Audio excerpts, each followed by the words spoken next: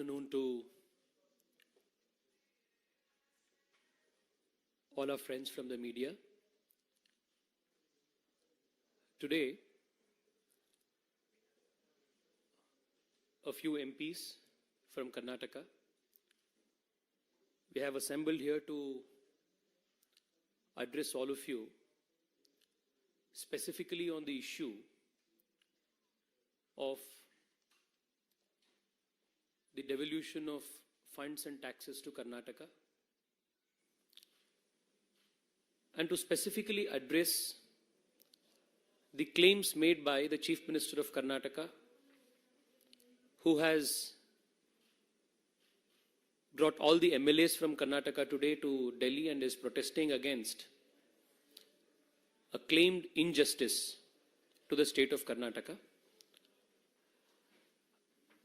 As the issue is directly related to the state of Karnataka, the initial remarks that Shri Pratap Simha, MP from Mysuru, and I will make will be in Kannada.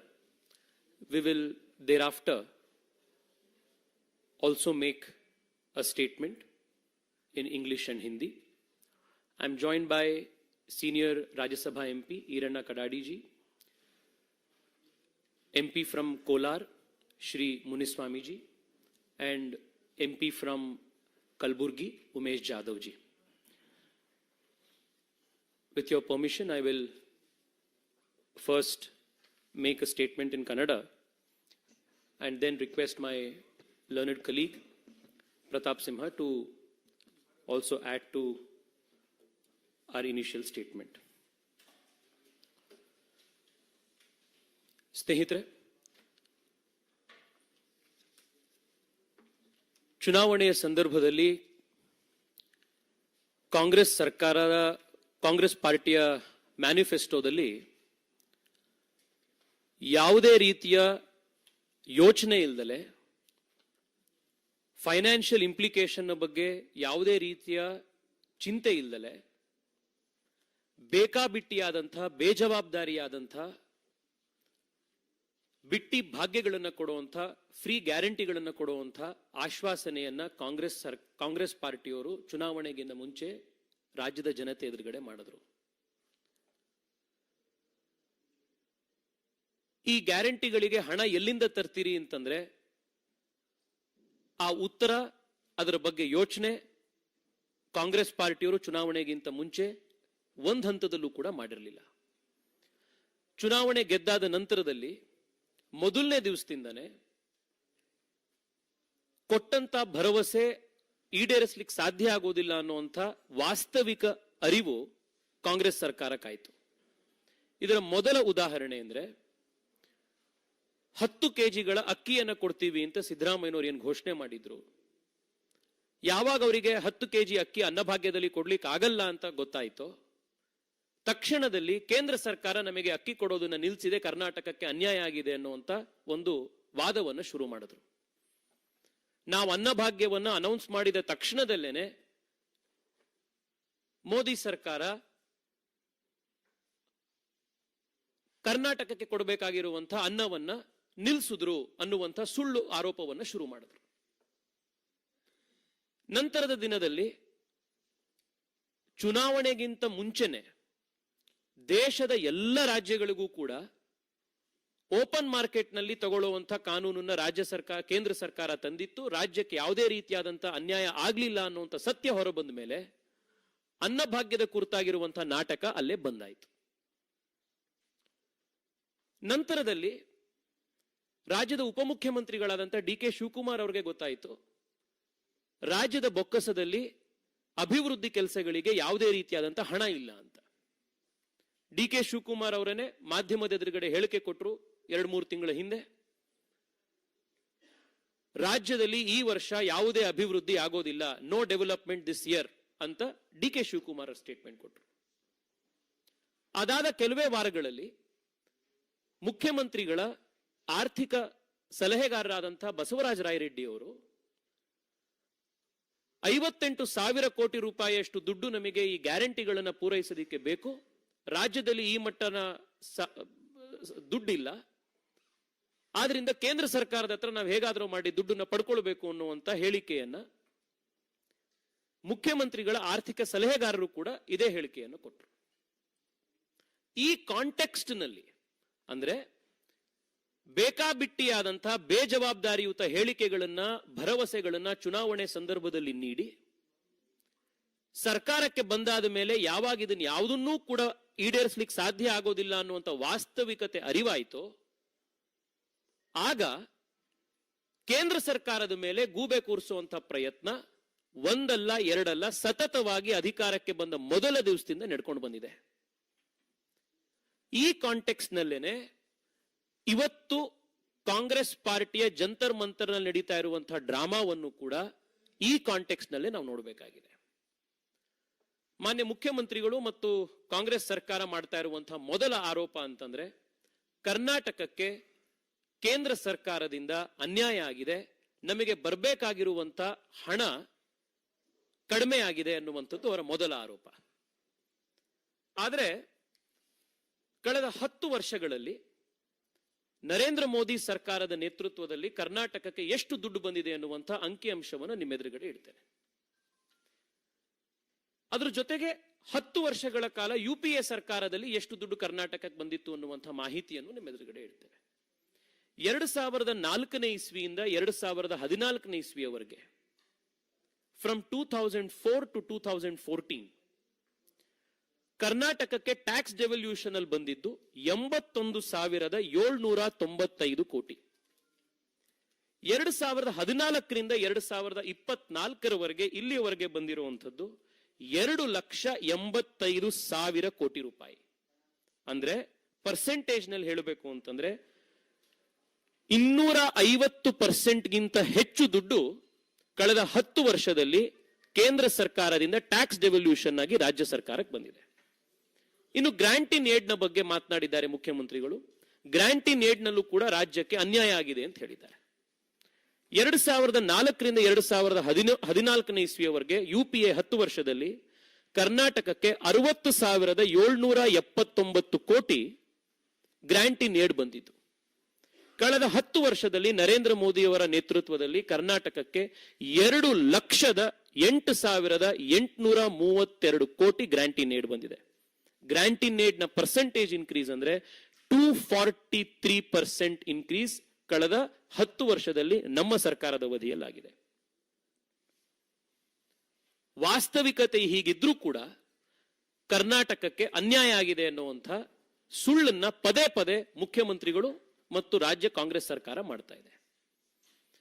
ಎಷ್ಟು ದುಡ್ಡು ಕರ್ನಾಟಕಕ್ಕೆ ಕಳೆದ 10 ವರ್ಷದಲ್ಲಿ ಬಂದಿದೆ ಅಂತಂದ್ರೆ ಕಳೆದ 20 ವರ್ಷದಲ್ಲಿ ಕೇಂದ್ರ ಸರ್ಕಾರದಿಂದ ಕರ್ನಾಟಕಕ್ಕೆ ಎಷ್ಟು ದುಡ್ಡು ಬಂದಿದೆಯೋ ಅದರಲ್ಲಿ 75% ದುಡ್ಡು ಕೇವಲ ಕಳೆದ 10 ವರ್ಷದಲ್ಲಿ ನರೇಂದ್ರ ಮೋದಿ ಸರ್ಕಾರದಲ್ಲಿ ಬಂದಿದೆ.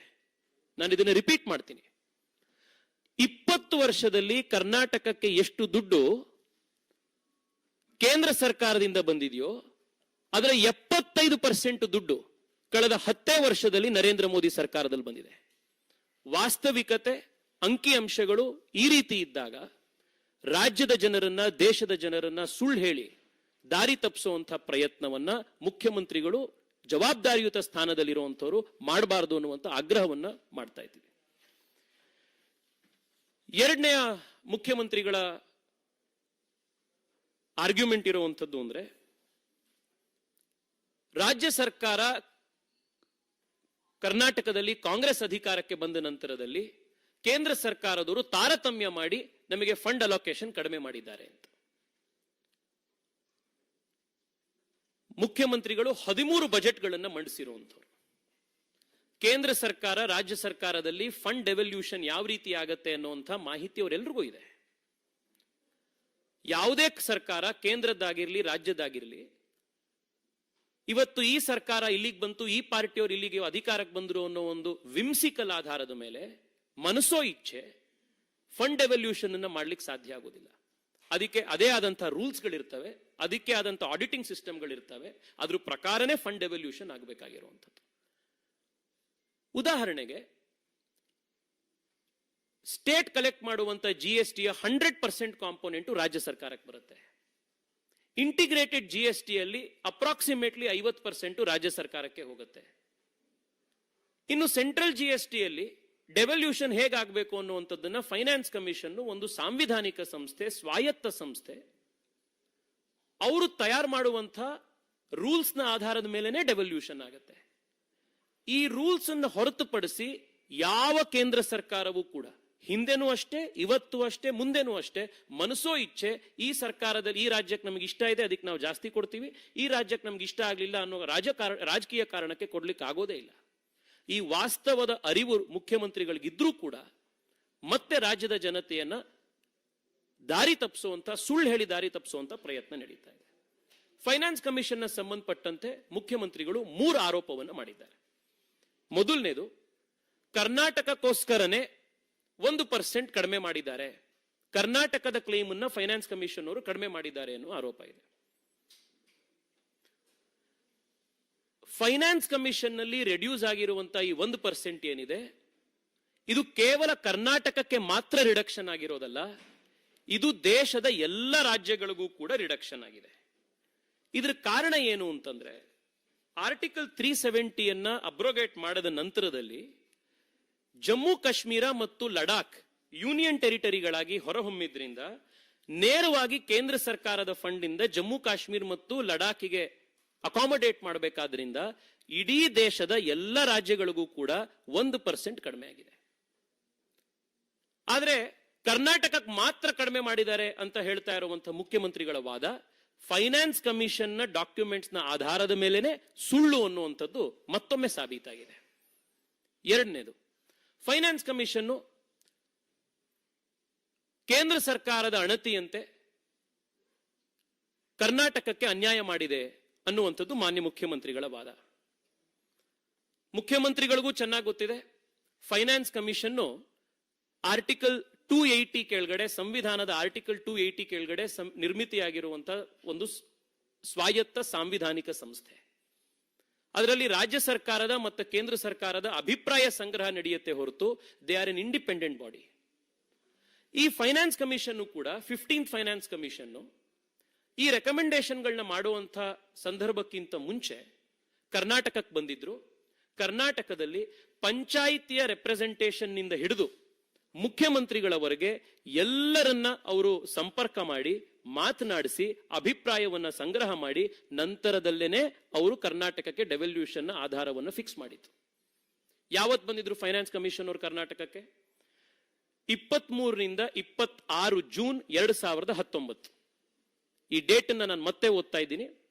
15th ಫೈನಾನ್ಸ್ ಕಮಿಷನ್ ನ ಅಭಿಪ್ರಾಯ ಸಂಗ್ರಹ ಮಾಡುವಂತಹ ದೃಷ್ಟಿಯಿಂದ ಕರ್ನಾಟಕಕ್ಕೆ ಜೂನ್ 2019 23ನೇ ತಾರೀಕಿಂದ 26ನೇ ತಾರೀಕುವರೆಗೆ 3 ದಿನಗಳ ಕಾಲ ಫೈನಾನ್ಸ್ ಕಮಿಷನ್ ನ ಎಲ್ಲ ಉನ್ನತ ಅಧಿಕಾರಿಗಳು ಕರ್ನಾಟಕಕ್ಕೆ ಬಂದಿದ್ರು. ಆಗ ಯಾರು ಅಧಿಕಾರದಲ್ಲಿದ್ದು? ಇದೇ ಕಾಂಗ್ರೆಸ್ ಮತ್ತು JDS ಸರ್ಕಾರ ಅವತ್ತು ಅಧಿಕಾರದಲ್ಲಿದ್ದು.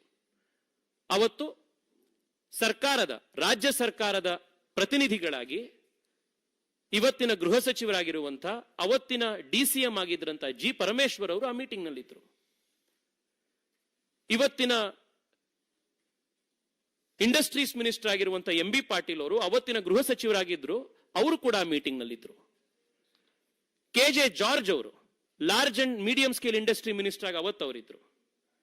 ಕೃಷ್ಣ ಬೈರೇಗೌಡರು ಅವತ್ತು ಮೀಟಿಂಗ್ ನಲ್ಲಿದ್ರು.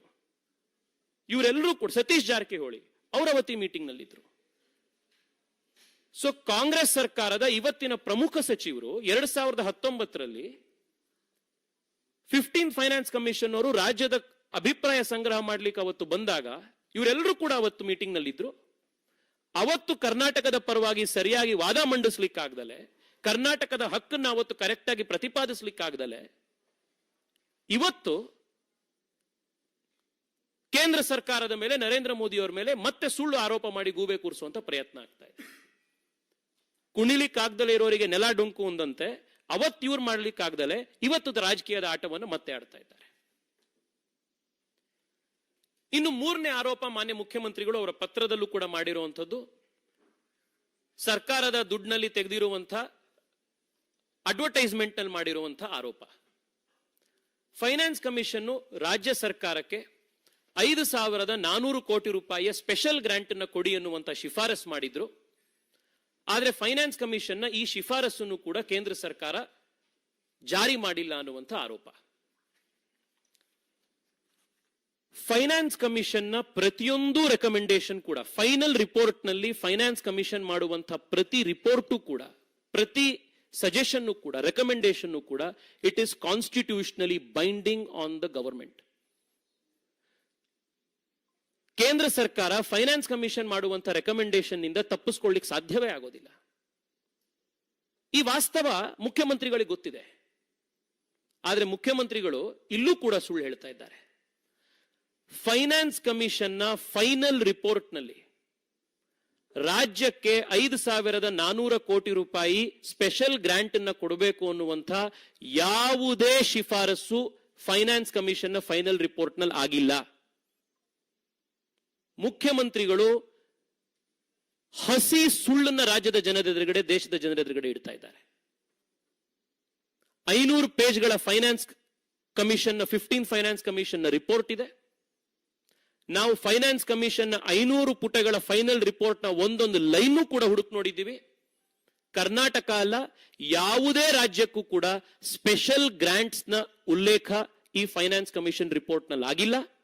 ಕರ್ನಾಟಕಕ್ಕೆ 5,436 ಕೋಟಿ ರೂಪಾಯಿಯ ಸ್ಪೆಷಲ್ ಗ್ರಾಂಟ್ಸ್ ಕೊಡಬೇಕು ಅನ್ನುವಂಥ ಕಾಂಗ್ರೆಸ್ ಸರ್ಕಾರದ ಮಾನ್ಯ ಮುಖ್ಯಮಂತ್ರಿಗಳ ಆರ್ಗ್ಯುಮೆಂಟ್ ಏನಿದೆ, ಇಟ್ ಇಸ್ ಅ ವೈಟ್ ಲೈ, ಹಸಿ ಸುಳ್ಳು.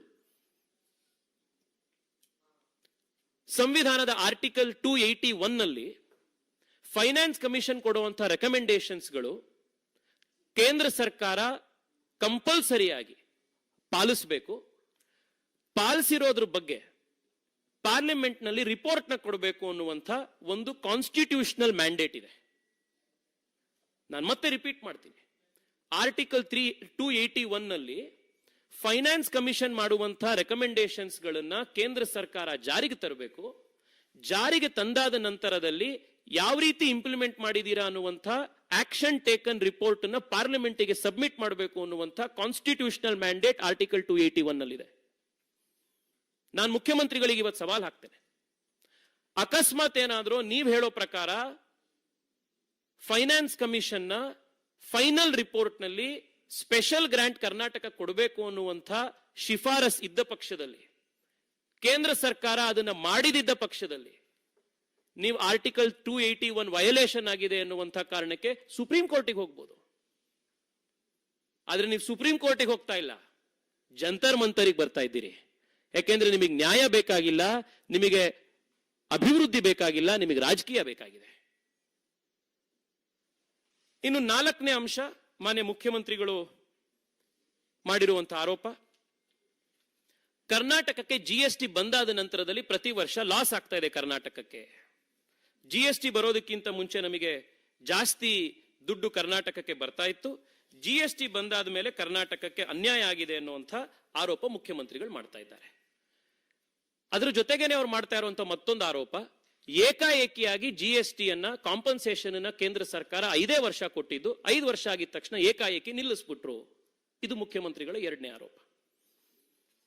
ಅಂಕಿಅಂಶಗಳ ಜೊತೆಗೆ ಮಾನ್ಯ ಮುಖ್ಯಮಂತ್ರಿಗಳಿಗೆ ನಾನು ಮತ್ತೆ ಕೇಳ್ತಾ ಇದ್ದೀನಿ, ಯಾಕೆ ಈ ರೀತಿ ಸುಳ್ಳು ಹೇಳ್ತೀರಿ?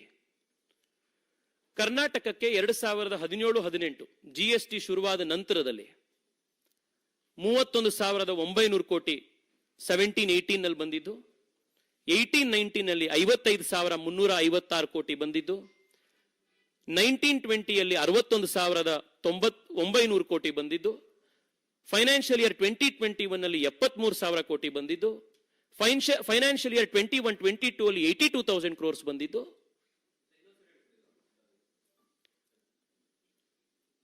ನಾನು ನಿಮಗೆ ಇದನ್ನ ಡೀಟೇಲ್ ಕೊಡ್ತೀನಿ. 2017ನೇ ಇಸ್ವಿಯಿಂದ 2023ನೇ ಇಸ್ವಿ ಇವತ್ತಿನವರೆಗೆ ಪ್ರತಿ ವರ್ಷ ರಾಜ್ಯ ಸರ್ಕಾರಕ್ಕೆ GST ಅಲ್ಲಿ ಬರ್ತಾ ಇರುವಂತಹ ಕಾಂಪನ್ಸೇಷನ್, GST ಇಂದ ಬರ್ತಾ ಇರುವಂತಹ ರೆವೆನ್ಯೂ ಕಲೆಕ್ಷನ್ ಪ್ರತಿ ವರ್ಷ ಜಾಸ್ತಿ ಆಗ್ತಾ ಇದೆ. ಈ ಅಂಕಿಅಂಶಗಳು ಕರ್ನಾಟಕ ಸರ್ಕಾರದ ಬಜೆಟ್ ನಲ್ಲೂ ಕೂಡ ರಿಫ್ಲೆಕ್ಟ್ ಆಗಿದೆ. 31,900 ಕೋಟಿ 2017-18 ಇದ್ದಿದ್ದು 21-22 ಬರುವಷ್ಟೊತ್ತಿಗೆ 82,000 ಕೋಟಿ ತನಕ ಬಂದಿತ್ತು. ಪ್ರತಿ ವರ್ಷ GST ಕಲೆಕ್ಷನ್ ಜಾಸ್ತಿ ಆಗ್ತಾ ಇದೆ. ಈ ರೀತಿ ಜಿಎಸ್ಟಿ ಕಲೆಕ್ಷನ್ ಪ್ರತಿ ವರ್ಷ ಜಾಸ್ತಿ ಆಗ್ತಾ ಇರುವಂತ ಅಂಕಿಅಂಶ ಇಲ್ಲಿ ಇರಬೇಕಾದ್ರೆ ಜಿಎಸ್ಟಿ ನಮಗೆ ಕಡಿಮೆ ಆಗ್ತಾ ಇದೆ ಅಂತ ಹಸಿ ಸುಳ್ಳನ್ನ ಮತ್ತೆ ಮುಖ್ಯಮಂತ್ರಿಗಳು ಇಡೀ ರಾಜ್ಯಕ್ಕೆ ಹೇಳ್ತಾ ಇರುವಂತದ್ದು ಎಷ್ಟು ನ್ಯಾಯ? ಎರಡನೇದು, ಏಕಾಏಕಿ 5 ವರ್ಷದಲ್ಲಿ ನಿಲ್ಲಿಸ್ಬಿಟ್ರು. 5 ವರ್ಷದಲ್ಲಿ ನಿಲ್ಲಿಸ್ಬಿಟ್ರು. ಕರ್ನಾಟಕಕ್ಕೆ ಮಾತ್ರ 5 ವರ್ಷಕ್ಕೆ ನಿಲ್ಲಿಸಿದ್ದ ಅಥವಾ ದೇಶದ ಎಲ್ಲ ರಾಜ್ಯಕ್ಕೂ 5 ವರ್ಷದ ಮೇಲೆ ನಿಲ್ಲಿಸಿದ್ದ?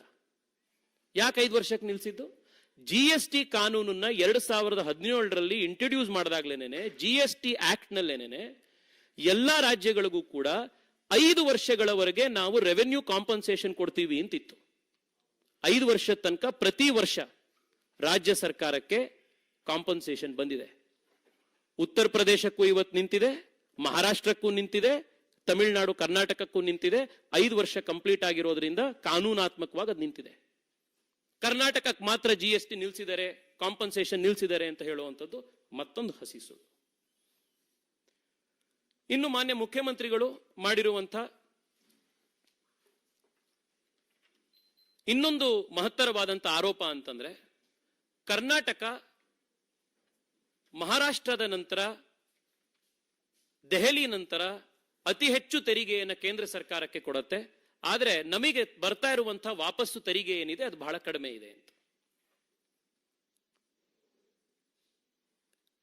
ಈ ಆರ್ಗ್ಯುಮೆಂಟ್ 13 ಬಾರಿ ಬಜೆಟ್ ಮಂಡಿಸಿರುವಂತಹ ಮುತ್ಸದ್ದಿ ರಾಜಕಾರಣಿಯಾಗಿರುವಂತಹ ಮುಖ್ಯಮಂತ್ರಿಗಳಿಗೆ ಶೋಭೆ ತರುವಂತಹ ಆರ್ಗ್ಯುಮೆಂಟ್ ಅಲ್ಲ.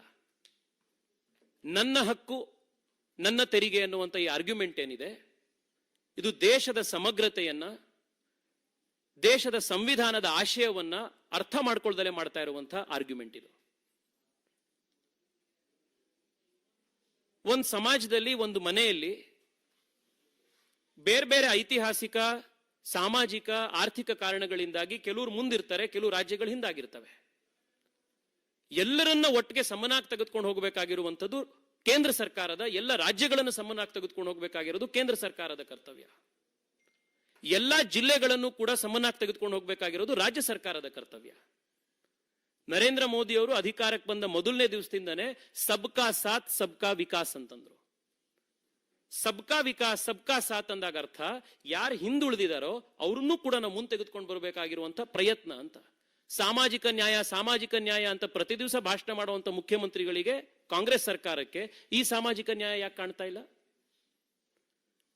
ಇವತ್ತು ಕರ್ನಾಟಕಕ್ಕೆ ನಾವು ಕಟ್ಟಿರೋ ಅಷ್ಟೆಲ್ಲಾ ತೆರಿಗೆ ಕರ್ನಾಟಕಕ್ಕೆ ಬರಬೇಕು ಅನ್ನುವಂಥ ಆರ್ಗ್ಯುಮೆಂಟ್ 2 ಕಾರಣಕ್ಕೆ ತಪ್ಪು. ಮೊದಲನೇದು, ಕರ್ನಾಟಕದಲ್ಲಿರುವಂತಹ ಯಾವ್ಯಾವ ಕಂಪನಿಗಳಿದಾವೆ, ಸಾಫ್ಟ್ವೇರ್ ಕಂಪನಿ ಇರ್ಬೋದು, ನಮ್ಮ ಮ್ಯಾನುಫ್ಯಾಕ್ಚರಿಂಗ್ ಇಂಡಸ್ಟ್ರೀಸ್ ಇರ್ಬೋದು, ಏನ್ ಬರೀ ಕರ್ನಾಟಕದ ಒಳಗಡೆನೆ ಮಾತ್ರ ವಹಿವಾಟು ನಡೆಯುತ್ತಾ? ದೇಶದಾದ್ಯಂತ ವ್ಯಾಪಾರ ಮಾಡಲ್ವಾ? ಕರ್ನಾಟಕದಿಂದ ಪ್ರೊಡ್ಯೂಸ್ ಮಾಡುವಂತ ಸಾಫ್ಟ್ವೇರ್ ಅನ್ನ ದೆಹಲಿಯ, ಮಹಾರಾಷ್ಟ್ರದ, ಮುಂಬೈನ, ಅಸ್ಸಾಂನ ಕಂಪನಿಗಳು ಉಪಯೋಗಿಸ್ತಾ ಇಲ್ವಾ?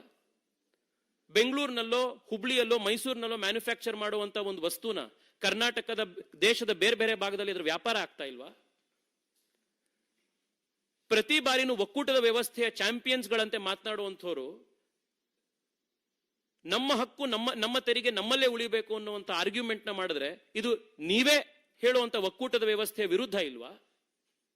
ಇದೇ ಆರ್ಗ್ಯುಮೆಂಟ್ ಅನ್ನು ಮುಂದುವರಿಸಿದ್ರೆ, ನಾನು ಬೆಂಗಳೂರಿನ ಸಂಸದ, ಇವತ್ತು ಕೋಲಾರ್ನ ಸಂಸದರಿದ್ದಾರೆ, ಗುಲ್ಬರ್ಗಾದ ಸಂಸದರಿದ್ದಾರೆ, ಕರ್ನಾಟಕದ ಅತ್ಯಂತ ಹಿಂದುಳಿದ ಭಾಗದಲ್ಲಿರುವಂತ ನಮ್ಮ ಕಲ್ಯಾಣ ಕರ್ನಾಟಕದ ಸಂಸದರಿದ್ದಾರೆ, ಮೈಸೂರಿನ ಸಂಸದರಿದ್ದಾರೆ. ನಾನು ಬೆಂಗಳೂರಿನ ಎಂಪಿ ಆಗಿ ಬೆಂಗಳೂರಿನ 60% ಬೆಂಗಳೂರಿಗೆ, ಕರ್ನಾಟಕದ GDPಗೆ ಕಾಂಟ್ರಿಬ್ಯೂಷನ್ ಬೆಂಗಳೂರು ಕೊಡುತ್ತೆ. ಬೆಂಗಳೂರಿನ ತೆರಿಗೆ ಬರೀ ಬೆಂಗಳೂರಿಗೆ ಉಪಯೋಗಿಸಬೇಕು ಅನ್ನುವಂತ ಆರ್ಗ್ಯುಮೆಂಟ್ ಮಾಡಿದ್ರೆ ಕರ್ನಾಟಕದ ಹಿತಾಸಕ್ತಿ ಎಲ್ಗೆ ಹೋಗ್ಬೇಕು? ಮಾನ್ಯ ಪ್ರಧಾನ ಮಂತ್ರಿಗಳು ಕಳೆದ 10 ವರ್ಷದಲ್ಲಿ ಯಾವ ರಾಜ್ಯಗಳು ಹಿಂದುಳಿದಿದಾವೋ, ಅದರಲ್ಲೂ ವಿಶೇಷವಾಗಿ ಯಾವ ಜಿಲ್ಲೆಗಳು ಹಿಂದುಳಿದಿದಾವೋ ಅಂಥ ಜಿಲ್ಲೆಗಳಿಗೆ ಆಸ್ಪಿರೇಷನಲ್ ಡಿಸ್ಟ್ರಿಕ್ಟ್ಸ್ ಅಂತ ಹೇಳಿ ಇನ್ನೂ ವಿಶೇಷವಾದಂತಹ ಹಣಕಾಸಿನ ಸಹಾಯ ಕೊಟ್ಟು ಮುಂದೆ ತೆಗೆದುಕೊಂಡು ಬರುವಂತ ಪ್ರಯತ್ನ ಮಾಡ್ತಾ ಇದ್ದಾರೆ. ಈ ಆರ್ಗ್ಯುಮೆಂಟ್ ಅನ್ನು ಇದೇ ರೀತಿ ನೀವು ತುಂಡೊರ್ಸ ಅಂತ ಆರ್ಗ್ಯುಮೆಂಟ್ ನೀವು ಮುಂದುವರಿಸಿದ್ರೆ ದೇಶದ ಕಾನ್ಸೆಪ್ಟ್ ಎಲ್ಲಿ ಹೋಗ್ಬೇಕು? ರಾಜ್ಯದ ಕಾನ್ಸೆಪ್ಟ್ ಎಲ್ಲಿ ಹೋಗ್ಬೇಕು? ಬೆಂಗಳೂರಿನಲ್ಲೇ ಇದನ್ನು ನೀವು ಮುಂದುವರಿಸ್ತಾ ಹೋದ್ರೆ ಮಹದೇವಪುರ ಕಟ್ಟೋಷ್ಟು ಟ್ಯಾಕ್ಸ್ ಬೆಂಗಳೂರಿನ ಬೇರೆ ಭಾಗಗಳು ಕಟ್ಟಲ್ಲ. ಈ ರೀತಿ ಒಂದು ವ್ಯವಸ್ಥೆಯನ್ನ ಸರ್ಕಾರವನ್ನು ನಡೆಸಲಿಕ್ಕೆ ಸಾಧ್ಯ ಇದೆಯಾ? ಇದ್ರ ಜೊತೆಗೆ ಏನ್ ಕೊಟ್ಟಿದ್ದಾರೆ ಕೇಂದ್ರ ಸರ್ಕಾರ ಕರ್ನಾಟಕಕ್ಕೆ ಅನ್ನುವಂಥ ಆರ್ಗ್ಯುಮೆಂಟ್ ಅನ್ನು ಕೂಡ ಮುಖ್ಯಮಂತ್ರಿಗಳು ಮಾಡ್ತಾ ಇರ್ತಾರೆ. ಏನ್ ಬಂದಿದೆ ಕರ್ನಾಟಕಕ್ಕೆ? ಕೇವಲ ರೈಲ್ವೇಸ್ನಲ್ಲಿ ನಾನು 2-3 ಅಂಶಗಳನ್ನು ಮಾತ್ರ ನಿಮ್ಮ ಎದುರುಗಡೆ ಇಡ್ತೇನೆ. ಯಾವ ಮಟ್ಟದ ಒಂದು ಅಭಿವೃದ್ಧಿ ಕರ್ನಾಟಕಕ್ಕೆ ಕೇವಲ ರೈಲ್ವೇಸ್ನಲ್ಲಿ, ಹೈವೇಸ್ನಲ್ಲಾಗಿದೆ ಕಳೆದ 10 ವರ್ಷದಲ್ಲಿ ಅಂತ. ದುಡ್ಡು ಬರೋದಿಲ್ಲ, ಕರ್ನಾಟಕಕ್ಕೆ ಅನ್ಯಾಯ ಆಗಿದೆ ಅಂತ ಪದೇ ಪದೇ ಹೇಳ್ತಾರಲ್ಲ, ಈ ಅಂಕಿಅಂಶಗಳಿಗೆ ಮಾನ್ಯ ಮುಖ್ಯಮಂತ್ರಿಗಳಾಗ್ಲಿ ಕಾಂಗ್ರೆಸ್ನವರಾಗ್ಲಿ ಉತ್ತರ ಕೊಡಬೇಕು. ಕೇಂದ್ರ ಸರ್ಕಾರದಲ್ಲಿ UPA ಅಧಿಕಾರದಲ್ಲಿದ್ದಾಗ 2009ನೇ ಇಸ್ವಿಯಿಂದ 2014ನೇ ಇಸ್ವಿಯವರೆಗೆ ಪ್ರತಿ ವರ್ಷ ಆವರೇಜ್ ಕರ್ನಾಟಕಕ್ಕೆ ರೈಲ್ವೇಸ್ನಲ್ಲಿ ಬರ್ತಾ ಇದ್ದಿದ್ದು 835 ಕೋಟಿ. ನಾನು ಮತ್ತೆ ರಿಪೀಟ್ ಮಾಡ್ತೀನಿ, 2009ರಿಂದ 2014ರವರೆಗೆ UPA ಕೇಂದ್ರದಲ್ಲಿ ಅಧಿಕಾರಕ್ಕಿದ್ದಾಗ ರೈಲ್ವೆ ಬಜೆಟ್ನಲ್ಲಿ ಕರ್ನಾಟಕಕ್ಕೆ ಬರ್ತಾ ಇದ್ದಿದ್ದು ಆವರೇಜ್ ಸರಾಸರಿ 835 ಕೋಟಿ. ಆದರೆ ಕಳೆದ 10 ವರ್ಷದಲ್ಲಿ ಕರ್ನಾಟಕಕ್ಕೆ ಕೇವಲ ರೈಲ್ವೇಸ್ ಅಲ್ಲಿ ವರ್ಷಕ್ಕೆ ಆವರೇಜು 3838 ಕೋಟಿ ಬಂದಿದೆ. 4.5 ಟೈಮ್ಸ್ ಮೋರ್ ಮನಿ ರೈಲ್ವೇಸ್ನಲ್ಲಿ ಬಂದಿರುವಂಥದ್ದು. 10 ವರ್ಷದ UPA ಸರ್ಕಾರದ ಅವಧಿಯಲ್ಲಿ 113 ಕಿಲೋಮೀಟರ್ ರೈಲ್ವೆ ಲೈನ್ ಅನ್ನು ಕ್ರಿಯೇಟ್ ಮಾಡಿದ್ರು ಹೊಸದಾಗಿ. ಕಳೆದ 10 ವರ್ಷದಲ್ಲಿ ನರೇಂದ್ರ ಮೋದಿ ಸರ್ಕಾರ ಕರ್ನಾಟಕದಲ್ಲಿ 169 ಕಿಲೋಮೀಟರ್ ಹೊಸ ರೈಲ್ವೆ ಲೈನ್ ನಾವು ಕ್ರಿಯೇಟ್ ಮಾಡಿದೀವಿ. 1.2x more. UPA ಸರ್ಕಾರ 10 ವರ್ಷ ಅಧಿಕಾರದಲ್ಲಿದ್ದಾಗ 2004ರಿಂದ 2014ನೇ ಇಸ್ವಿಯವರೆಗೆ ರೈಲ್ವೆ ಎಲೆಕ್ಟ್ರಿಫಿಕೇಶನ್ ವರ್ಷಕ್ಕೆ 12 ರೈಲ್ವೆ ಕಿಲೋಮೀಟರ್ ಆಗ್ತಾ ಇತ್ತು. ಟೋಟಲ್ ಅವ್ರು ಮಾಡಿರುವಂತದ್ದು ಕರ್ನಾಟಕದ ಜನ ಇದನ್ನು ಗಮನಿಸಬೇಕು. UPA ಸರ್ಕಾರ 10 ವರ್ಷದಲ್ಲಿ ವರ್ಷಕ್ಕೆ 12 ಕಿಲೋಮೀಟರ್ ರೈಲ್ವೆ ಎಲೆಕ್ಟ್ರಿಫಿಕೇಶನ್ ಮಾಡೋರು. ನರೇಂದ್ರ ಮೋದಿ ಸರ್ಕಾರದ ಅವಧಿಯಲ್ಲಿ ವರ್ಷಕ್ಕೆ 301 railway kilometre, 301 railway kilometre electrification ಆಗ್ತಾ ಇದೆ. ಇದು ರೈಲ್ವೇಸ್ನಲ್ಲಿ ಆಗಿರುವಂಥದ್ದು. ಇನ್ ಜಲ್ ಜೀವನ್ ಮಿಷನ್ ನಲ್ಲಿ ನಾನು ಒಂದೇ ಒಂದು ಅಂಶ ಎಲ್ರಿಗೂ ಗಮನಕ್ಕೆ ತರಬೇಕು. ಮಾನ್ಯ ಮುಖ್ಯಮಂತ್ರಿಗಳು ಕೇಂದ್ರ ಸರ್ಕಾರಕ್ಕೆ ಏನು ಬಂದಿಲ್ಲ ಕೇಂದ್ರ ಸರ್ಕಾರದಿಂದ ನಮಗೆ ಈ ಆರ್ಗ್ಯುಮೆಂಟ್ ನ ಪದೇ ಪದೇ ಮಾಡ್ತಾ ಇರೋದ್ರಿಂದ, ಮುಖ್ಯಮಂತ್ರಿಗಳ ಕ್ಷೇತ್ರ ಆಗಿರುವಂತಹ ವರುಣಾ ಮತ್ತು ಚಾಮುಂಡೇಶ್ವರಿ ಮೈಸೂರು ಡಿಸ್ಟ್ರಿಕ್ಟ್ ನಲ್ಲಿ ಪ್ರಧಾನ ಮಂತ್ರಿಗಳು ಜಲ್ ಜೀವನ್ ಮಿಷನ್ ಅನ್ನೋ ಅಭಿಯಾನ ಶುರು ಮಾಡಿ ಮನೆಗಳಿಗೆ ನಲ್ಲಿಯಲ್ಲಿ ನೀರು ತೆಗೆದುಕೊಂಡು ಹೋಗೋ ಯೋಜನೆಯನ್ನು ತೆಗೆದುಕೊಂಡು ಬರೋದಕ್ಕಿಂತ ಮುಂಚೆ ಆಗಸ್ಟ್ 15, 2019ನೇ ಇಸ್ವಿಗಿಂತ ಮುಂಚೆ ಮೈಸೂರು ಜಿಲ್ಲೆಯಲ್ಲಿ ವರುಣಾ ಮತ್ತೆ ಚಾಮುಂಡೇಶ್ವರಿಯಲ್ಲಿ 24% ಮನೆಗಳ ಹತ್ರ ವಾಟರ್ ಕನೆಕ್ಷನ್ ಇದ್ದಿತ್ತು, ಟ್ಯಾಪ್ಡ್ ವಾಟರ್ ಕನೆಕ್ಷನ್ ಇದ್ದಿತ್ತು. ಇವತ್ತು 68%ಗೆ ಅದು ಏರಿಕೆ ಆಗಿದೆ. ಅದನ್ನು ತೆಗೆದುಕೊಂಡು ಬಂದಿರುವಂತಹ ನರೇಂದ್ರ ಮೋದಿ ಅವರು. ರಾಮನಗರ ಕನಕಪುರದಲ್ಲಿ 30% ಮಾತ್ರ 2019ನೇ ಇಸ್ವಿಗಿಂತ ಮುಂಚೆ ಮನೆಗಳಿಗೆ ನಲ್ಲಿಯಲ್ಲಿ ನೀರು ಬರ್ತಾ ಇದ್ದಿತ್ತು. ಆದ್ರೆ ಇವತ್ತದು 90%ಗೆ ಇನ್ಕ್ರೀಸ್ ಆಗಿದೆ. ನರೇಂದ್ರ ಮೋದಿ ಸರ್ಕಾರ ತೆಗೆದುಕೊಂಡು ಬಂದಿರುವಂಥದ್ದು ವಾಸ್ತವಿಕತೆ ಇದಿದೆ. ಕಡೆಯದಾಗಿ ನಾನು ಒಂದೇ ವಿಷಯ ಹೇಳ್ತೇನೆ. ಇವತ್ತು ಕಾಂಗ್ರೆಸ್ನ ಸಂಸದರು, ಕಾಂಗ್ರೆಸ್ನ ಸರ್ಕಾರ ನಮಗೆ ಪ್ರತ್ಯೇಕ ದೇಶದ ಮಾತನಾಡ್ತಾ ಇದ್ದಾರೆ. ದಕ್ಷಿಣ ಭಾರತದ ಪ್ರತ್ಯೇಕ ದೇಶದ ಮಾತನಾಡ್ತಾ ಇದ್ದಾರೆ. ಕರ್ನಾಟಕದ ಮಣ್ಣಿನಲ್ಲಿ ಕರ್ನಾಟಕದ ಜನ ಇದನ್ನೆಂದೂ ಕೂಡ ಸಹಿಸಲುವಂತ ಮಾತನಲ್ಲ ಇದು. ಕೇಂದ್ರ ಸರ್ಕಾರಕ್ಕೆ ಯಾಕೆ ತೆರಿಗೆ ಕಟ್ಟಬೇಕು, ನಮ್ಗೆ ಯಾಕೆ ಬರ್ತಾ ಇಲ್ಲ ಆ ದುಡ್ಡು ಅಂತ ಪ್ರಶ್ನೆ ಮಾಡ್ತಾ ಇದ್ದಾರೆ. ಮಾನ್ಯ ಮುಖ್ಯಮಂತ್ರಿಗಳಲ್ಲಿ ಕಾಂಗ್ರೆಸ್ನ ಸರ್ಕಾರದಲ್ಲಿ ನನ್ನ ಆಗ್ರಹ ಇಷ್ಟೇನೆ. ಕೋವಿಡ್ ಬಂದಾಗ ಕರ್ನಾಟಕದ ಜನ ಪ್ರಪಂಚದ ಬೇರೆ ಬೇರೆ ಕಡೆ ಬೇರೆ ಬೇರೆ ದೇಶಗಳಲ್ಲಿ ಸ್ಟ್ರಕ್ ಆಗಿದ್ರು. 2,000ಕ್ಕೂ ಹೆಚ್ಚು ಕನ್ನಡಿಗರನ್ನ ಒಂದೇ ಭಾರತ್ನ ಮಿಷನ್ ನಲ್ಲಿ ಪ್ರಪಂಚದ ಮೂಲೆಯಿಂದ ನರೇಂದ್ರ ಮೋದಿ ಸರ್ಕಾರ ವಾಪಸ್ ಕರ್ಕೊಂಡು ಬಂತಲ್ಲ, ಕೇಂದ್ರ ಸರ್ಕಾರದ ಜವಾಬ್ದಾರಿ, ಭಾರತದ ಜವಾಬ್ದಾರಿ ಅಂತ ಕರ್ಕೊಂಡು ಬಂದಿತ್ತು. ಕರ್ನಾಟಕದ ವಿದ್ಯಾರ್ಥಿಗಳು ಯುಕ್ರೇನ್ ನಲ್ಲಿ ಓದ್ಲಿಕ್ಕೆ ಹೋದಾಗ, ಯುಕ್ರೇನ್ ರಷ್ಯಾದ ಯುದ್ಧದ ಮಧ್ಯದಲ್ಲಿ 600ಕ್ಕೂ ಹೆಚ್ಚು ಕರ್ನಾಟಕದ ವಿದ್ಯಾರ್ಥಿಗಳು ಸಿಕ್ಕಾಕೊಂಡಿದ್ರು. ಒಬ್ಬೊಬ್ಬರನ್ನು ಕೂಡ ಸುರಕ್ಷಿತವಾಗಿ ಕರ್ಕೊಂಡು ಬರುವಂತ ಕೆಲಸ ನರೇಂದ್ರ ಮೋದಿ ಸರ್ಕಾರ ಮಾಡ್ತಲ್ಲ. ಕನ್ನಡಿಗರನ್ನ ರಕ್ಷಿಸಬೇಕು, ಭಾರತೀಯರನ್ನ ರಕ್ಷಿಸಬೇಕು ಅಂತ ಅವ್ರನ್ನೆಲ್ಲರನ್ನು ಕರ್ಕೊಂಡು ಬಂದಿತ್ತು.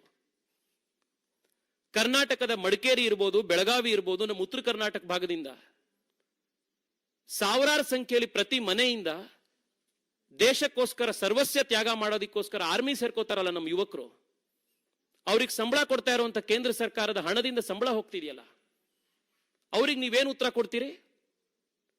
ಪ್ರತ್ಯೇಕ ರಾಷ್ಟ್ರದ ಮಾತನಾಡುವಂಥವ್ರು. ಕಳೆದ 5 ವರ್ಷದಲ್ಲಿ ದೇಶದ ಎಲ್ಲ ರಾಜ್ಯಗಳಿಗೆ ಹೋಲಿಸಿದ್ರೆ ಕರ್ನಾಟಕಕ್ಕೆ ಅತಿ ಹೆಚ್ಚು FDI ಬಂದಿದೆ. ಈ FDI ಕರ್ನಾಟಕಕ್ಕೆ ಬಂದಿದ್ ಯಾಕೆ? ಕಳೆದ 10 ವರ್ಷದಲ್ಲಿ ನರೇಂದ್ರ ಮೋದಿ ಸರ್ಕಾರ ದೇಶದ, ಭಾರತದ ಇಮೇಜ್ನ, ಭಾರತದ ಒಂದು ಸಮಗ್ರ ಆಡಳಿತ ವ್ಯವಸ್ಥೆಯನ್ನ ಅಂತಾರಾಷ್ಟ್ರೀಯ ಮಟ್ಟದಲ್ಲಿ ಒಂದು ಮಾನ್ಯತೆಗೆ ತೆಗೆದುಕೊಂಡು ಬರೋದಕ್ಕೆ ಪ್ರಯತ್ನ ಪಟ್ಟಿದ್ರಿಂದ. 2 ವಾರದ ಹಿಂದಷ್ಟೇ ಬೋಯಿಂಗ್ನ ಫ್ಯಾಕ್ಟರಿ ದೇವನಹಳ್ಳಿಲಿ ಉದ್ಘಾಟನೆ ಆಯಿತು. HAL 48,000 ಕೋಟಿ ಆರ್ಡರ್ ಸಿಕ್ತು. ಇದು ಕನ್ನಡಿಗರಿಗೆ, ಕರ್ನಾಟಕಕ್ಕೆ ಉದ್ಯೋಗ ಸೃಷ್ಟಿಯಾಗಲ್ವಾ? ನರೇಂದ್ರ ಮೋದಿ ಸರ್ಕಾರ ದೇಶಕ್ಕೆ ಮಾಡಿರುವಂತಹ ಒಂದು ಕೊಡುಗೆಯಿಂದ ತಾನೇ ನಮಗೆ ಇಷ್ಟೆಲ್ಲ FDI ಬಂದಿರುವಂಥದ್ದು. ಕರ್ನಾಟಕ ದೇಶದಲ್ಲಿ FDI ನಲ್ಲಿ ನಂಬರ್ 1 ಆಗಿರುವಂಥದ್ದು. ಈ ರೀತಿ ಹಸಿ ಸುಳ್ಳನ್ನ ಹೇಳುವಂಥದ್ದನ್ನ ತಾವು ನಿಲ್ಲಿಸಬೇಕು. ರಾಜ್ಯದ ಜನರಿಗೆ ಮಾಡ್ತಾ ಇರುವಂತಹ ಅನ್ಯಾಯವನ್ನು ನಿಲ್ಲಿಸಬೇಕು. ಬೊಮ್ಮಾಯಿಯವರ ಸರ್ಕಾರ ಕಡೆ ಬಜೆಟ್ನಲ್ಲಿ ಕೇಂದ್ರ ಸರ್ಕಾರದ ಬಂದಿದ್ದ ಈ ಹಣಗಳನ್ನ ಈ ಒಂದು ಡೆವಲ್ಯೂಷನ್ ಆಧಾರದ ಮೇಲೆನೆ ಸುಶಾಸನ ನಡೆಸಿ, ಗುಡ್ ಗವರ್ನೆನ್ಸ್ ನ ನಡೆಸಿ 40,000 ಕೋಟಿ ರೂಪಾಯಿಯ ಸರ್ಪ್ಲಸ್ ಬಜೆಟ್ ಅನ್ನು ನಾವು ಕೊಟ್ಟು ಹೋಗಿದ್ವಿ. ನೀವಿವತ್ತು ರಾಜ್ಯಕ್ಕೆ ಭ್ರಷ್ಟಾಚಾರ, ದಿವಾಳಿತನದ ಅಂಚಿನಲ್ಲಿ ಕರ್ನಾಟಕವನ್ನು ತೆಗೆದುಕೊಂಡು ಬಂದಿದ್ದೀರಿ. ನರೇಂದ್ರ ಮೋದಿಯವರು ಕರ್ನಾಟಕಕ್ಕೆ ವಂದೇ ಭಾರತ್ ಟ್ರೈನ್ ಕೊಟ್ಟಿದ್ದಾರೆ, ಜಲ್ ಜೀವನ್ ಮಿಷನ್ ನಲ್ಲಿ ನೀರು ಕೊಟ್ಟಿದ್ದಾರೆ, ಮೆಟ್ರೋ ಕೊಟ್ಟಿದ್ದಾರೆ, ಏರ್ಪೋರ್ಟ್ ಕೊಟ್ಟಿದ್ದಾರೆ, ಹೈವೇಗಳನ್ನು ಕೊಟ್ಟಿದ್ದಾರೆ, ಎಕ್ಸ್ಪ್ರೆಸ್ ವೇ ಕೊಟ್ಟಿದ್ದಾರೆ. 1,00,000 ಕೋಟಿಗೂ ಹೆಚ್ಚು ರೂಪಾಯಿ ಅಂತ ಅನುದಾನಗಳ ಪ್ರಾಜೆಕ್ಟ್ಗಳನ್ನು ಕೇವಲ ಬೆಂಗಳೂರು ನಗರ ಕೊಟ್ಟಿದ್ದಾರೆ. ಕಷ್ಟದಲ್ಲಿರುವಂತಹ ಕನ್ನಡಿಗರನ್ನ ದೇಶದ ಮೂಲ ಮೂಲೆಗಳನ್ನ, ವಿಶ್ವದ ಮೂಲ ಮೂಲೆಗಳಿಂದ ಅವ್ರನ್ನ ಸಂರಕ್ಷಿಸಿ ವಾಪಸ್ ಕರ್ಕೊಂಡ್ ಬಂದಿದ್ದಾರೆ. ಬಸವಣ್ಣರ ಅನುಭವ ಮಂಟಪದ ಗುಣಗಾನವನ್ನ G20ಯಲ್ಲಿ UN ನಲ್ಲಿ ಮಾಡಿದ್ದಾರೆ. ಕರ್ನಾಟಕಕ್ಕೆ 20 ವರ್ಷದಲ್ಲಿ ಬಂದಿರುವಂತಹ ಎಲ್ಲ ಅನುದಾನಗಳ ಪೈಕಿ 75% ಅನುದಾನವನ್ನ ನಮ್ಮ ಸರ್ಕಾರ ಕೊಟ್ಟಿದೆ. ನೀವೇನ್ ಕೊಟ್ಟಿದ್ದೀರಿ ಸಿದ್ದರಾಮಯ್ಯನವರೇ? ಭ್ರಷ್ಟಾಚಾರ, ದಿವಾಳಿತನ ಮತ್ತು ಟಿಪ್ಪು ಜಯಂತಿ, ಈ 3ನ್ನ ಬಿಟ್ರೆ ಕರ್ನಾಟಕಕ್ಕೆ ನಿಮ್ಮ ಏನು ಕೊಡುಗೆ ಇಲ್ಲ. ಈಗಲಾದ್ರೂ ದೆಹಲಿಯ ಜಂತರ್ ಮಂತರ್ನಲ್ಲಿ ಬಿಡಾರ ಹೂಡಿರುವಂತ ನಿಮ್ಮ ಡ್ರಾಮಾ ಕಂಪನಿಯನ್ನ ಪ್ಯಾಕಪ್ ಮಾಡಿ ವಾಪಸ್ಸು ಬೆಂಗಳೂರಿಗೆ ತಕ್ಷಣದಲ್ಲಿ ಹೋಗಿ ಜನರ ಕೆಲಸವನ್ನ ಮಾಡುವಂತ ಕೆಲಸ ಮಾಡಿ ಅಂತ ಹೇಳಿ ನಾನು ಮಾನ್ಯ ಮುಖ್ಯಮಂತ್ರಿಗಳಲ್ಲಿ ಆಗ್ರಹ ಮಾಡ್ತಾ ಇದ್ದೀನಿ. ಮೈಸೂರಿನ ಸಂಸದರಾದಂಥ ಪ್ರತಾಪ್ ಸಿಂಹ ಅವರು ಇನ್ಮಿಕ್ಕ ಅಂಶಗಳ ಬಗ್ಗೆ ನಮ್ಮನ್ನು ಉದ್ದೇಶಿಸಿ ಮಾತನಾಡಬೇಕು ಅಂತ ಮನವಿ ಮಾಡ್ತಾ ಇದ್ದೀನಿ. I'll quickly finish it in 2-3 minutes. I just have to say only few things. ಎಲ್ಲರಿಗೂ ನಮಸ್ಕಾರ. ಇದುವರೆಗೂ ತೇಜಸ್ವಿ ಸೂರ್ಯ ಅವರು ಬಹಳ ದೀರ್ಘವಾಗಿ ಕಾಂಗ್ರೆಸ್ ಹೇಳ್ಕೊಂಡು ಬಂದಿರುವಂತಹ ಹಸಿ ಸುಳ್ಳುಗಳನ್ನ ಅಂಕಿಅಂಶಗಳ ಮುಖಾಂತರವಾಗಿ ಬಯಲು ಮಾಡಿದ್ದಾರೆ. ನಾನು ಅವರಿಗೆ ಧನ್ಯವಾದವನ್ನು ಹೇಳ್ತಾ, ಇನ್ನು 1-2 ವಿಚಾರಗಳ ಬಗ್ಗೆ ನಾನು ಹೇಳಲಿಕ್ಕೆ ಬಯಸ್ತೇನೆ. ಏನಂತಂದ್ರೆ, ಕರ್ನಾಟಕಕ್ಕೆ ಬರ ಪರಿಹಾರವನ್ನ ಕೊಟ್ಟಿಲ್ಲ ಅಂತ ಹೇಳಿ ಸಿದ್ದರಾಮಯ್ಯನವರು ಮತ್ತು ಅವರ ಸರ್ಕಾರದ ಪ್ರತಿನಿಧಿಗಳು ಪದೇ ಮಾತಾಡ್ತಿದ್ದಾರೆ. ಅವರಿಗೆ ಒಂದು ಅಂಶವನ್ನ ಫಸ್ಟ್ ಹೇಳಲಿಕ್ಕೆ ಬಯಸ್ತೇನೆ. NDRF ಏನು ನ್ಯಾಷನಲ್ ಡಿಸಾಸ್ಟರ್ ರೆಸ್ಪಾನ್ಸ್ ಫಂಡ್ ಅಂತ ಹೇಳ್ತೀವಿ, ಇದು UPA ಸರ್ಕಾರ ಇದ್ದಂತ ಸಂದರ್ಭದಲ್ಲಿ 2004ರಿಂದ 2014ವರೆಗೂ 3,233 ಕೋಟಿ ರೂಪಾಯಿನ ಕೊಟ್ಟಿದ್ದಾರೆ. ಆದರೆ ನಮ್ಮ ಮೋದಿಜಿ ನೇತೃತ್ವದ NDA ಸರ್ಕಾರ ಮತ್ತೆ ಬಂದಾದ ನಂತರ 2014ರಿಂದ ಇದುವರೆಗೂ 11,630 ಕೋಟಿ ರೂಪಾಯಿ ಕೊಟ್ಟಿದ್ದಾರೆ. 3 ಪಟ್ಟು ಹೆಚ್ಚನ ಕೊಟ್ಟಿದ್ದಾರೆ. ಇನ್ನು ಈ ನಮಗೆ 17,000 ಕೋಟಿ ರೂಪಾಯಿನ ಕೇಂದ್ರ ಸರ್ಕಾರದವರು ಕೊಡಬೇಕು, 34,000 ಕೋಟಿ ನಷ್ಟ ಆಗಿದೆ ಅಂತ ಹೇಳಿ ನಾವು ಇದನ್ನು ಕೊಟ್ಟಿದ್ದೀವಿ, ಪ್ರೈಮ್ ಮಿನಿಸ್ಟರ್ ಮೀಟ್ ಆಗಿದ್ದೀವಿ, ಇದುವರೆಗೂ ಪರಿಹಾರ ಬಂದಿಲ್ಲ ಅಂತ ಹೇಳ್ತಾರೆ. 14 ಬಜೆಟ್ ಅನ್ನ ಮಂಡಿಸಿರುವಂತಹ ಮಾನ್ಯ ಸಿದ್ದರಾಮಯ್ಯನವರಿಗೆ ಯಾವ ರೀತಿ NDRF ಮತ್ತು SDRF ಫಂಡ್ ಅನ್ನ ಕೊಡಲಾಗುತ್ತೆ, ಅದ್ರ ಪ್ರೋಸೆಸ್ ಏನು ಅನ್ನೋದ್ರ ಬಗ್ಗೆ ಕನಿಷ್ಠ ಜ್ಞಾನ ಆದ್ರೂ ಇರಲೇಬೇಕಾಗುತ್ತೆ. ಯಾವುದೇ ಒಂದು ರಾಜ್ಯ, ಅದು ಬರಪೀಡಿತ ಆಗ್ಬೋದು, ನೆರೆ ಪೀಡಿತ ಆಗ್ಬೋದು, ಬರ ಬಂತು ನೆರೆ ಬಂತು ಅಂತಂದ್ರೆ ಕೇಂದ್ರ ಅದಕ್ಕೆ ಅದು ಅಗ್ರಿಕಲ್ಚರ್ ಡಿಪಾರ್ಟ್ಮೆಂಟ್ ಇರ್ಬೋದು, ಹಾರ್ಟಿಕಲ್ಚರ್ ಡಿಪಾರ್ಟ್ಮೆಂಟ್ ಇರ್ಬೋದು, ಅಥವಾ ಕಾಫಿ ಬೋರ್ಡ್ ಇರ್ಬೋದು, ಕರ್ನಾಟಕದಲ್ಲಿ ವಿಶೇಷವಾಗಿ ನಾನು ಪ್ರತಿನಿಧಿಸುವಂತ ಕ್ಷೇತ್ರ. ಹೀಗೆ ಎಲ್ಲಾ ಡಿಪಾರ್ಟ್ಮೆಂಟ್ ಮುಖಾಂತರನು ಕೂಡ ಆಯಾ ಜಿಲ್ಲೆಯಲ್ಲಿ ಎಷ್ಟೆಷ್ಟು ನಷ್ಟ ಆಗಿದೆ ಅಂತ ಹೇಳಿ ಅವರು ಮಾಹಿತಿಯನ್ನ ಪ್ರತಿ ಇಲಾಖೆಯಿಂದ ಪಡ್ಕೊಂಡು ಡಿಸಿ ಕಚೇರಿಯಿಂದ ಚೀಫ್ ಸೆಕ್ರೆಟರಿ ಬಂದು ಚೀಫ್ ಸೆಕ್ರೆಟರಿಯಿಂದ ಕೇಂದ್ರ ಸರ್ಕಾರಕ್ಕೆ ಅದು ಸಬ್ಮಿಟ್ ಆಗುತ್ತೆ. ಅದು ವಿಶೇಷವಾಗಿ ಹೋಮ್ ಮಿನಿಸ್ಟ್ರಿಗೆ ಬರುತ್ತೆ. NDRF ನಿರ್ಧಾರ ಮಾಡೋರು ಹೋಮ್ ಮಿನಿಸ್ಟ್ರಿಯಲ್ಲಿ. ಹೋಮ್ ಮಿನಿಸ್ಟ್ರಿಗೆ ರಿಪೋರ್ಟ್ ಸಬ್ಮಿಟ್ ಮಾಡಿದ್ಮೇಲೆ ಹೋಮ್ ಮಿನಿಸ್ಟ್ರಿ ಒಂದು ಟೀಮ್ ಅನ್ನ ಕಳಿಸ್ತಾರೆ, NDRF ಟೀಮ್ ಕಳಿಸ್ತಾರೆ. ಅವರು ಬಂದು ಸ್ಥಳಕ್ಕೆ ಬಂದು ಪರಾಮರ್ಶೆ ಮಾಡಿ ನಷ್ಟ ಎಷ್ಟಾಗಿದೆ ಅಂತ ಹೇಳಿ ಅವರ ಅಂದಾಜನ್ನು ಹಾಕ್ತಾರೆ. ಅದಾದ ನಂತರ ಕೇಂದ್ರ ಸರ್ಕಾರ NDRF ನಲ್ಲಿ ಕೆಳಗಡೆ ಪರಿಹಾರವನ್ನ ವಿತರಣೆ ಮಾಡುತ್ತೆ. ಆದ್ರೆ ನಮ್ಮ ದೇಶದಲ್ಲಿ 29 ರಾಜ್ಯಗಳು, 7 ಕೇಂದ್ರಾಡಳಿತ ಪ್ರದೇಶಗಳಿದೆ. ಏಕಕಾಲಕ್ಕೆ ಒಂದು ರಾಜ್ಯದಲ್ಲಿ ನೆರೆ ಬರ್ತಾ ಇದ್ರೆ ಇನ್ನೊಂದು ಕಾಲದ ರಾಜ್ಯದಲ್ಲಿ ಬರ ಇರುತ್ತೆ. ಈ ಸರಿನೂ ಕೂಡ ಸುಮಾರು 16 ರಾಜ್ಯಗಳು ನೆರೆ ಬರ ಈ ರೀತಿ ಪೀಡಿತವಾಗಿದೆ. ಎಲ್ಲಾ ರಾಜ್ಯಗಳು ಕೂಡ ಅವರಲ್ಲಿ ಎಷ್ಟು ನಷ್ಟ ಆಗಿದೆ ಅನ್ನೋದನ್ನ ಕೇಂದ್ರ ಸರ್ಕಾರಕ್ಕೆ ಸಬ್ಮಿಟ್ ಮಾಡ್ತಾರೆ. ಸಬ್ಮಿಟ್ ಮಾಡಿ ಆದ್ಮೇಲೆ ಕೇಂದ್ರ ಸರ್ಕಾರ ಟೀಮ್ ಅನ್ನು ಕಳಿಸಿ ಪರಾಮರ್ಶೆ ಮಾಡಿ ಆಯಾ ಜಿಲ್ಲೆಗಳಿಗೆ ಸಂಬಂಧಪಟ್ಟ ಹಾಗೆ, ಆಯಾ ರಾಜ್ಯಗಳಿಗೆ ಸಂಬಂಧಪಟ್ಟ ಹಾಗೆ ಒಂದು ಮೀಟಿಂಗ್ ಅನ್ನು ತೆಗೆದುಕೊಂಡು ಆ ನಂತರ ಏಕಕಾಲಕ್ಕೆ ಎಲ್ಲರಿಗೂ ಪರಿಹಾರವನ್ನು ಬಿಡುಗಡೆ ಮಾಡ್ತಾರೆ. ಆದರೆ ಬಹಳಷ್ಟು ರಾಜ್ಯಗಳು, ಅಂದ್ರೆ ಎಲ್ಲೆಲ್ಲಿ ಸಂವೇದನಾಶೀಲ ಮುಖ್ಯಮಂತ್ರಿಗಳಿದ್ದಾರೆ ಅವ್ರು ಏನ್ ಮಾಡ್ತಾರೆ ಅಂತಂದ್ರೆ NDRF ದುಡ್ಡು ಬಂದೇ ಬರುತ್ತೆ. ಆದ್ರೆ NDRF ಬರೋವರೆಗೂ ಅದು ಏಕಕಾಲಕ್ಕೆ ಎಲ್ಲರಿಗೂ ಬಿಡುಗಡೆ ಆಗೋವರೆಗೂ ಕಾಯೋದು ಬೇಡ ಅಂತ ಹೇಳಿ ಸ್ಟೇಟ್ ಎಕ್ಸ್ಚೆಕರ್ ಅಂತ ಏನಿರ್ತದೆ, ರಾಜ್ಯದ ಖಜಾನೆಯಿಂದ ಪರಿಹಾರವನ್ನು ಕೊಡ್ತಾರೆ.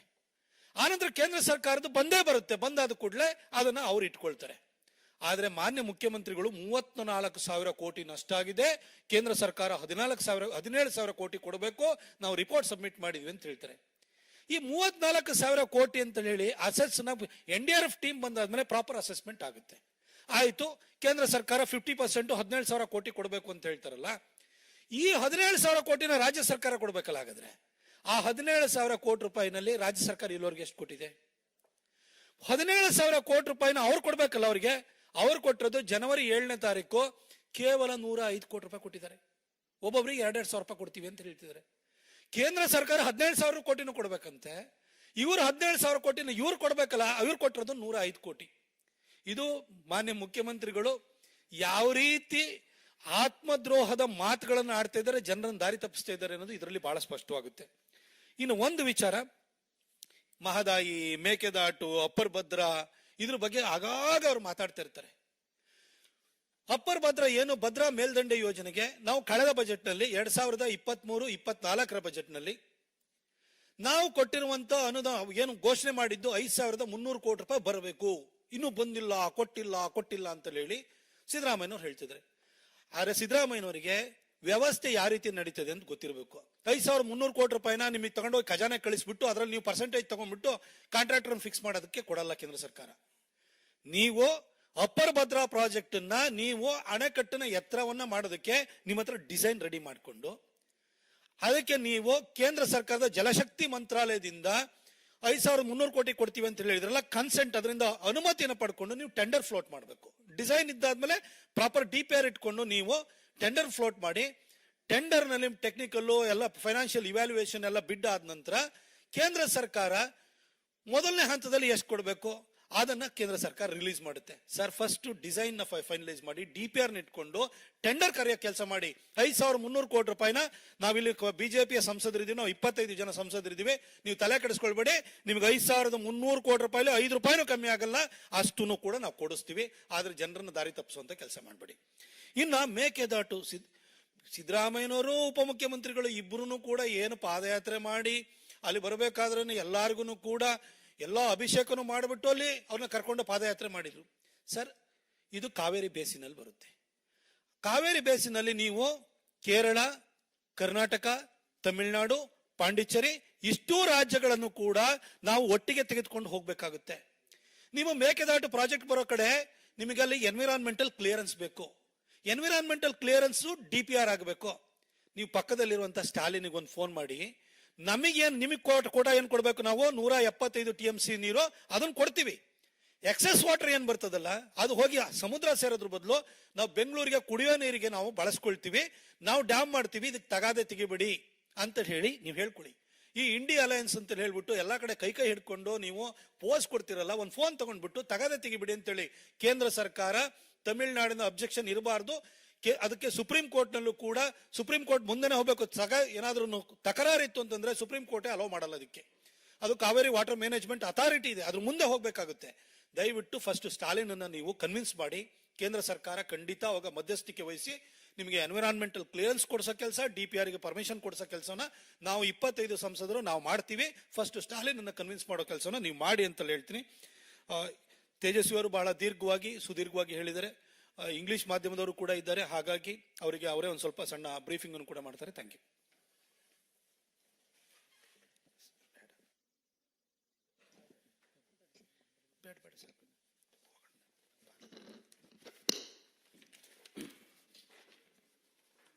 कई सारे इश्यूज इस प्रेस मीट में आए हैं. I will brief in English to for the consumption of the national media here.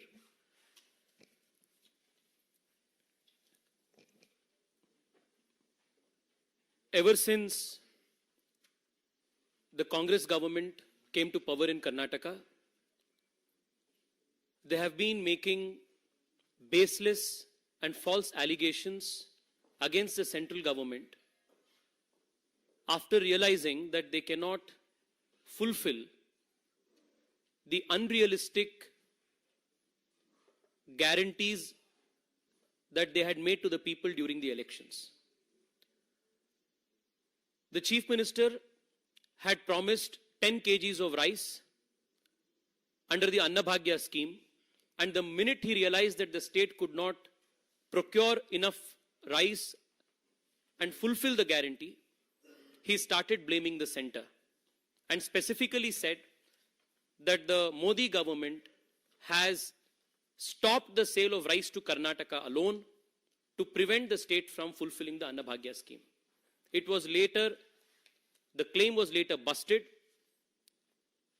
when facts came to the fore that even before the state government, even before the onset of elections, all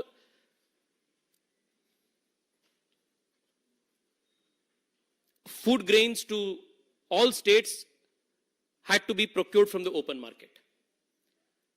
A few months ago, the Deputy Chief Minister claimed that the state has no funds for development. Just a few weeks ago, the economic advisor of the Chief Minister, Basavaraj Rai Reddy, said that the 58,000 crore rupees burden that the state is facing because of the fulfillment of the election promises is a big burden on the state, and the state has to find new ways of procuring more funds from the central government. It is in this context that this latest drama of the Congress party and the Congress government in Delhi has to be seen. It's a purely political gimmick when the state government has realized that it cannot fulfill its poll promises, which were made in haste, which were made irresponsibly, and which were made without thinking on the financial realities of the state. The Chief Minister has made 5 important allegations. Very briefly, I will try to address all of them. One, the Chief Minister's claim is that Karnataka has been impartially treated by the central government and has received very less tax devolution under the Modi government. The facts speak otherwise. Between 2004 and 2014, under the 10 years of the UPA government, the total tax devolution to Karnataka was 81,795 crores. And in the last 10 years under the Narendra Modi government, Karnataka has received a whopping 2,85,452 crores. It is a 250% increase in the devolution. The grants in aid that Karnataka received between 2004 and 2014 under the UPA was a paltry 60,779 crore rupees. Today, after 10 years of Narendra Modi government, Karnataka has received 2,08,832 crores as grant in aids, which is a 243% increase. The last 20 years, Karnataka has received 75% of all the money that Karnataka has received in the last 20 years from the central government, the state has received under the last 10 years of the Narendra Modi government. I will repeat this. 75% of all grants from the central government that the state has received in the last 20 years, Karnataka has got just in the last 10 years of the Narendra Modi government. And yet, the chief minister prefers to lie and misguide the people of the state. The second allegation that the chief minister makes is with respect to impartial distribution of funds from the Finance Commission. The chief minister is an experienced statesman who has delivered 13 budgets. He is very aware that the central government has to follow to the T the recommendations of the Finance Commission, which is an independent constitutional body made under Article 280 of the Constitution. The Finance Commission does not arrive at these figures of devolution whimsically. It conducts a very extensive consultation process all across the country. And in this extensive consultation process, the members of the Finance Commission visited Karnataka in June 2019 and spoke to ministries, the chief minister, as well as representatives from the panchayat level and senior officers for 3 full days in Karnataka, 23rd, 25th, and 26th of June 2019. At that time in Karnataka, it was the very same Congress and JDS government which was in power, and senior ministers of the Congress party who are in government today were also in government then. G. Parameshwara was the Deputy Chief Minister, M.B. Patil was Minister of Home, K.J. George, Krishna Bairegowda, Abdul Khader, Satish Jarkiholi, all of them deposed before the commission. They couldn't put across a strong argument in favor of the state then, and today they are crying hoarse and trying to play politics. The claim, the propaganda that the Congress machinery is repeatedly making is that the Finance Commission has recommended a special grant to Karnataka to the tune of 5,400 crore rupees. And despite this Finance Commission recommendation, the central government has not made this recommendation, has not fulfilled this particular special grant. This again is a white lie. The final report of the Finance Commission does not make any special recommendation for any state whatsoever, particularly to Karnataka. It does not make any recommendation for any special grant. This special grant is a figment of the chief minister's and his ecosystem's imagination. The chief minister is very well aware that under Article 281 of the Constitution, the central government is duty bound to make good every single recommendation of the Finance Commission and also lay a report on the floor of the House in the Parliament with respect to the action taken as regards the Finance Commission report. Despite these constitutional diktats that he is aware of, the Chief Minister is preferring to misguide the people purely for political reasons. The other claim the Chief Minister is making repeatedly is that the state government has incurred loss of revenue since the time the GST was introduced in Karnataka and in the country. Numbers again very clearly demonstrate that this again is a lie.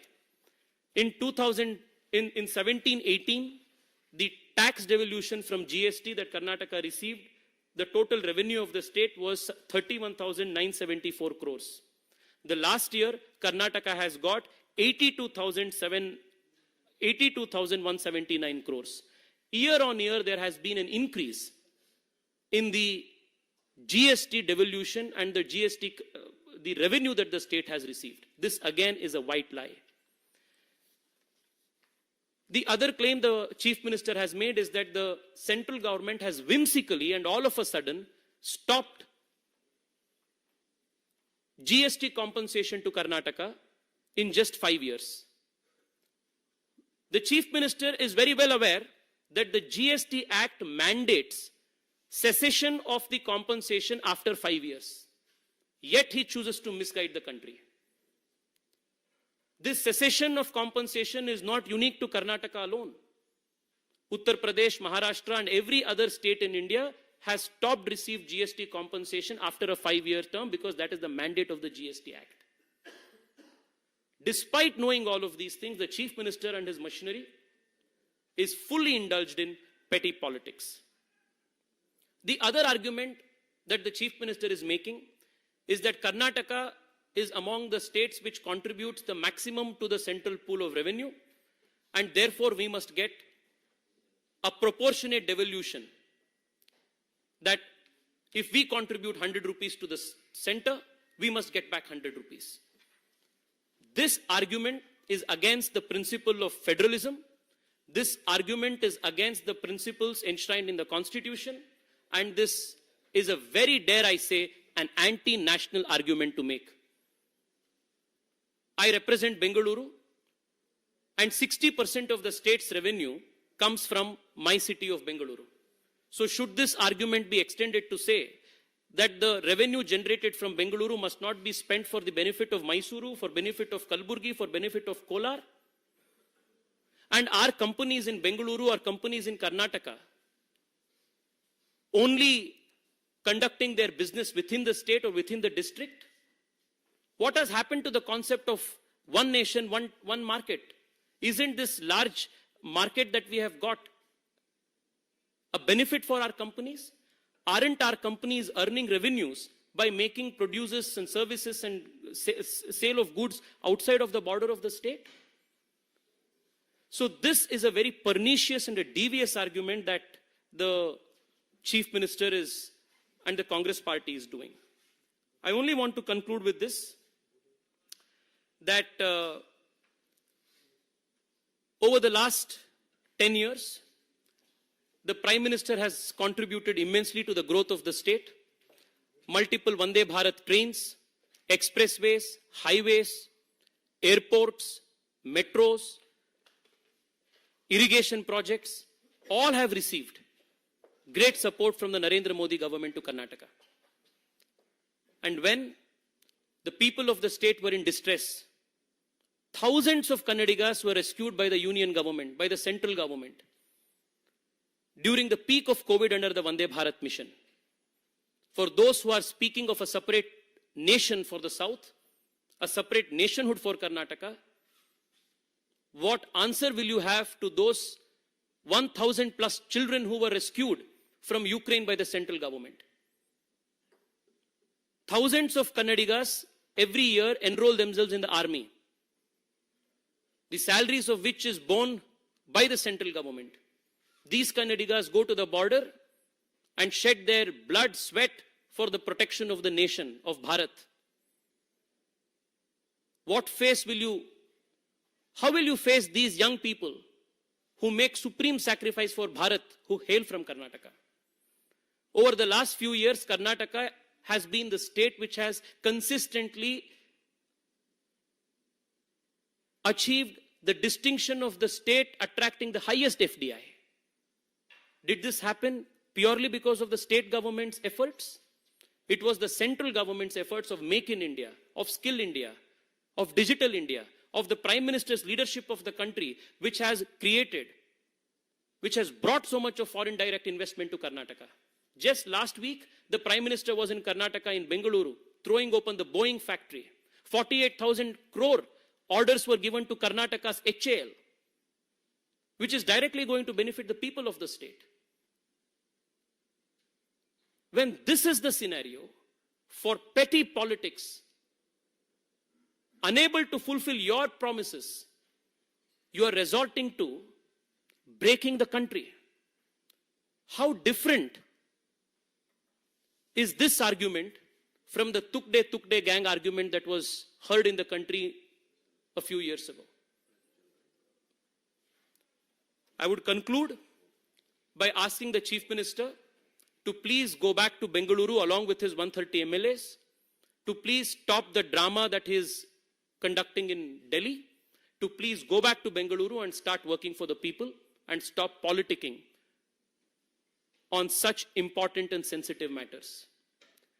The Narendra Modi government runs on the mantra of Sabka Saath and Sabka Vikas. It is our duty to take care of every single Bharatiya, every single Kannadiga, and the Prime Minister and the Bharatiya Janata Party government will leave no stone unturned to bring justice, prosperity and development to the whole of the state. Thank you so much.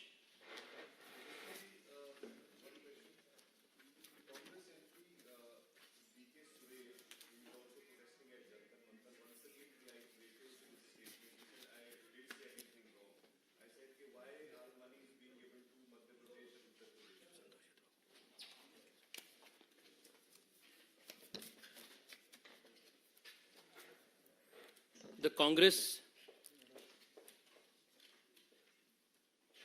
is the original Tukde party of the country. They were solely responsible for the partition of India. And it's the same party that is again speaking in a separatist, divisive tone yet again today. This is inherent in the DNA of the Congress party. People of the country and people of the state will reject this argument and this devious agenda tooth and nail.